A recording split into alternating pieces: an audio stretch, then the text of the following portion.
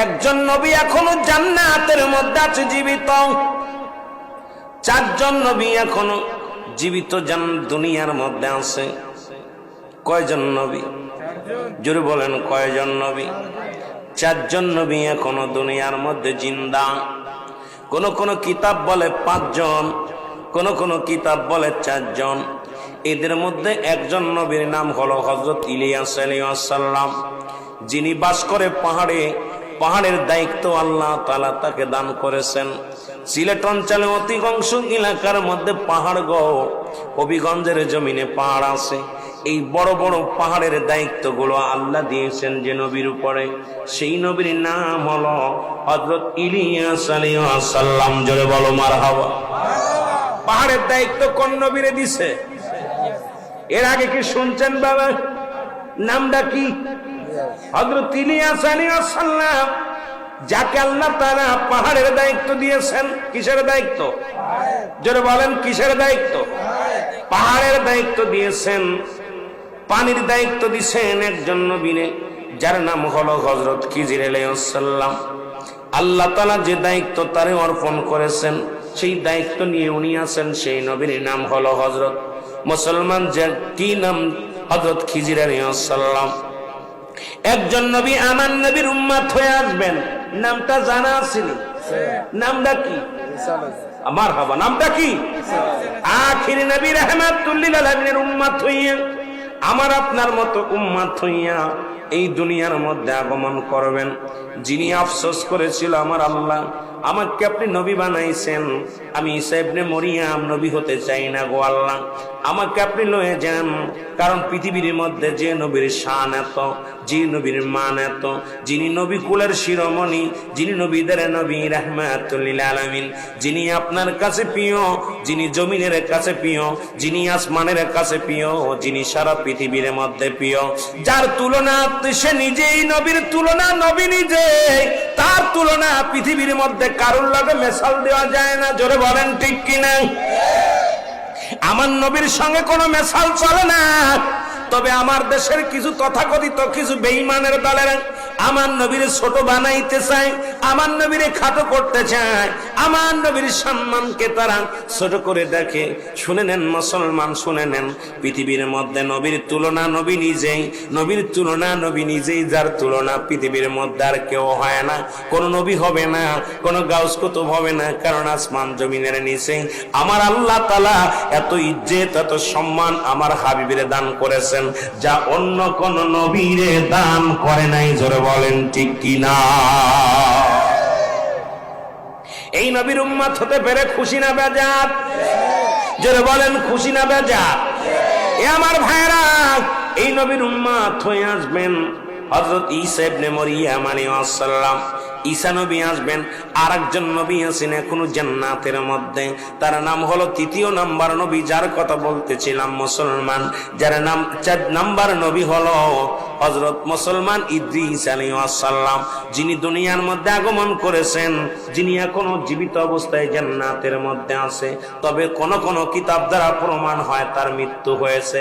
মৃত্যু হওয়ার পর আবার তাকে জিন্দা করা হয়েছে। জিন্দা করার পর এখন তিনি জিন্দা অবস্থায় জান্নাতের মধ্যে আছে। আর একজন নবীর কথা উল্লেখ করেছেন কিতাব, যার নাম হলো হযরত জাকারিয়া আলাইহিস সালাম, যিনি গাছের মধ্যে প্রবেশ করেছিল। আল্লাহ সাহায্য ব্যতীত তিনার ধারণা ছিল আমার গাছ সাহায্য করবে।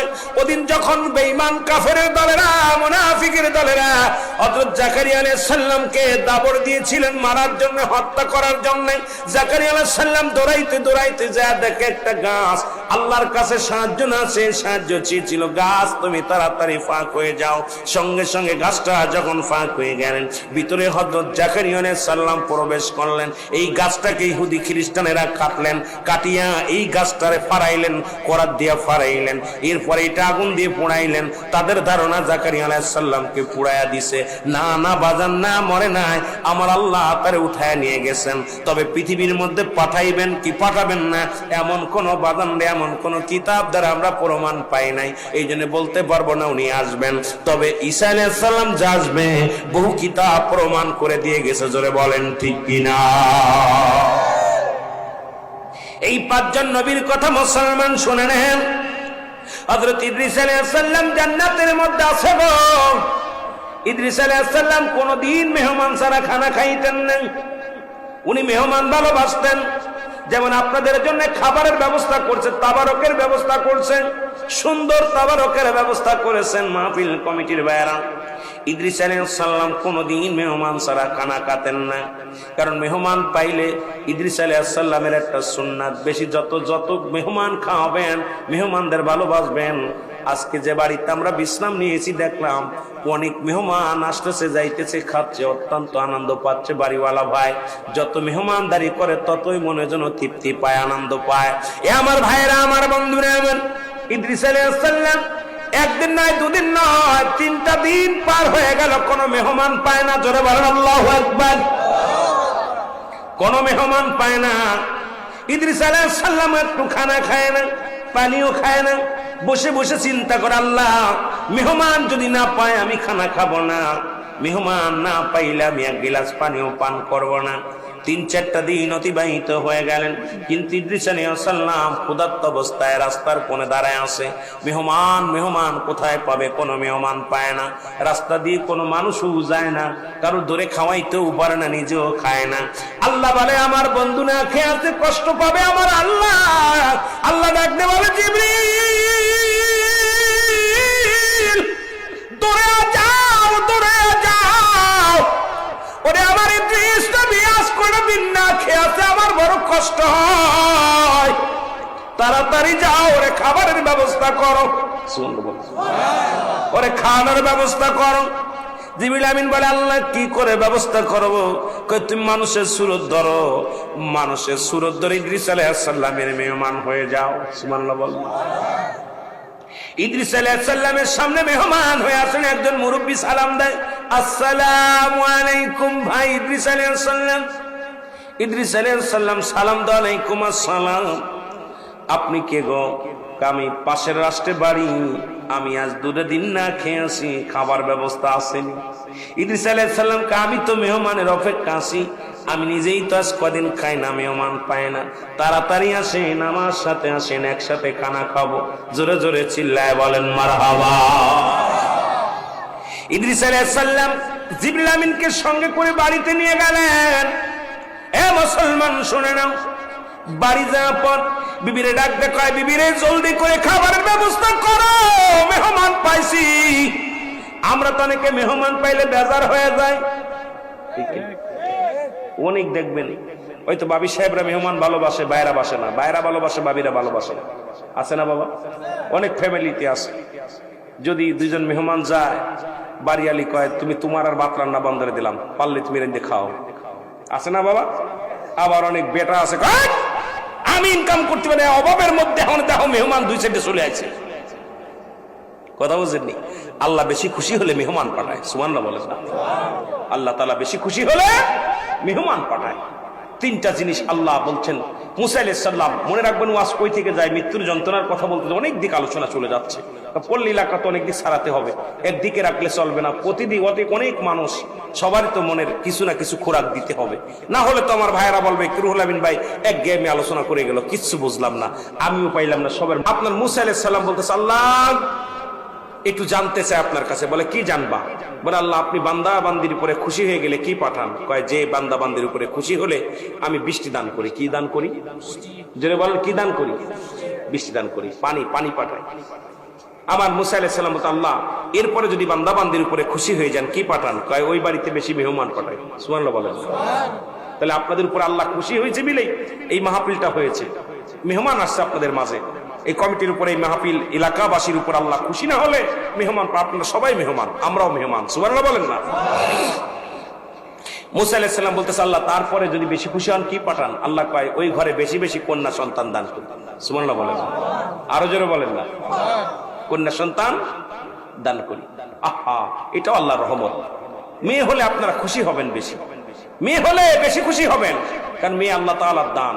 যদি কোনো মেয়ে হওয়ার পর আপনারা মনটা বেজার করে ফেলেন, ওই মেয়ে আপনার মুখটা হাসায় দিয়ে যাবে, ভাই কারোর লগে লাভ ম্যারেজ করে চলে যাবে, না হলে একটা অন্যায় কাজ করবে, আপনাকে কষ্ট দিবে। এই জন্য মেয়ে হওয়ার পর শুকরিয়া আদায় করেন, আল্লাহ তোমার নিয়ামত আমাকে দিছো, আল্লাহ একে জন্য আমি পরিপূর্ণভাবে ইসলামের বিধান অনুযায়ী লালন পালন করে এই জন্য আমি একটা হালালখোর বান্দার হাতে দিতে পারি, আল্লাহ সেই তৌফিক আমাকে দিও। সুবহানাল্লাহ বলেন না? আর আমরা মেয়ে হলে মুখটা বেজার, অনেকের মেয়ে হলে মুখটা বেজার হয়ে যায়, ঠিক কিনা বাবা? মেয়ে হলে মুখ বেজার হয়, অথচ আল্লাহ বলতেছেন বেশি খুশি যখন বান্দার উপরে হয়ে যায়, বেশি অত্যন্ত ভালো যখন কোনো বান্দা বান্দিরে ভালোবাসি, ওই ঘরে মেয়ে সন্তান দান করি। সুবহানাল্লাহ বলেন না? আরো জোরে বলেন না? এখন অনেকে কয় হুজুরদের বেশি মেয়ে হয়, কথা কান ঠিক কিনা? আলেমুল আমার বেশি বিয়ে হবে, আমি কই হ্যাঁ আলেমুল আমার উপর তো আল্লাহ রাজি হবেই, বেশি যদি হয় আলহামদুলিল্লাহ। আমি কই সব মেয়ে আলেমদের দিকে, আপনাদের খালি ছেলেই হোক দরকার হলে, সমস্যা কি? কথা কান না কেন? কষ্ট পাচ্ছেন? কষ্ট পান? মেয়েটা কার দান? ছেলে কার দান? তবে আল্লাহ বেশি খুশি হলে এই ঘরে মেয়ে দান করে শুকরিয়া আদায় করবে, মেয়েটা পায়া অত্যন্ত খুশি হবে। আমার ভাইরা, আমার বন্ধুরা, আমার বিবি ডাকতে বলে, স্বামী আপনি ক্ষুধার্ত অবস্থা আছেন, খানা খেয়ে নেন। কয় স্বামী বিবি রে, খানা আমি খাবো, মেহমান পেয়েছি, জলদি করে খানার ব্যবস্থা করো। খানার ব্যবস্থা করা হলো, মেহমান খানায় খানা আনা হলো। ইদ্রিস আলাইহিস সালাম মেহমানকে নিয়ে একটা টেবিলে বা একটা জায়গা বসলেন, বসা পর ডাকতে বলেন, খানা দিয়ে সামনে খানাগুলো বেড়ে দিলেন, রুটিগুলো, খোরমাগুলো, খাজুরগুলো, এগুলো সামনে দিলেন। ইদ্রিস আলাইহিস সালাম মেহমানকে পেয়ে খাওয়া শুরু করলেন, হাতের মধ্যে নিয়ে খানা শুরু করে দিলেন। বিবি ভিতর থেকে জানালা দিয়ে দেখে মেহমান কোনো খানা খায় না, মেহমান শুধু খানাটা নিয়ে মুখের কাছে ধরে রাখে। ভিতর থেকে বিবি ডাকতে বলে, আসসালামু আলাইকুম প্রাণের স্বামী, আপনি খানা খাইতেছেন, যাকে আপনি দাওয়াত করে আনছেন, যাকে আপনি ঘরের মধ্যে আনছেন, তিনি তো খানা খান না। তিনি দেখি মুখের কাছে খানাটা ধরে রাখছে, উনি তো কোনো খানা খায় না। ইদ্রিস আলাইহিস সালাম খানা ফেলে দিয়ে বললেন, খানাটা রেখে দিয়ে বলে, আপনি কি মেহমান? আপনি আমার উপরে মনে হয় কোনো গুসা হয়েছেন, কেন আপনি খানা খান না? আপনি খানা খান না, আপনি ধোঁকা দিয়ে আমারে খাওয়াইছেন, আপনি কেন খানা খান না? এবার মেহমান ডাকতে বলে, হুজুর বেয়াদবি মাফ করবেন, আমি আসলে কোনো মানুষ নয়, আমি হলাম আল্লাহর প্রেরিত আমি হলাম আল্লাহর প্রেরিত একজন ফেরেশতা, আমি আল্লাহর মনোনীত একজন ফেরেশতা, আমার নাম হলো হযরত জিবরাইল আলাইহিস সালাম। আমি এসেছি, আপনি না খেয়ে আছেন, আমার আল্লাহ বড় কষ্ট পায়, আমার আল্লাহ আমাকে পাঠাইছে একটা মানুষের সুরত ধরে আপনার কাছে যেন আসি। আপনি ক্ষুধার্ত অবস্থা আছেন, আপনার খাওয়ানোর জন্য আমার আল্লাহ আমার মানব রূপে মানুষের সুরত ধরে আপনার মেহমান হওয়ার জন্য হুকুম দিয়েছে। এই জন্য আমি আপনার মানুষের সুরত ধরে আপনার বাড়ি মেহমান হয়ে আসি। ধরে বলেন মারহাবা।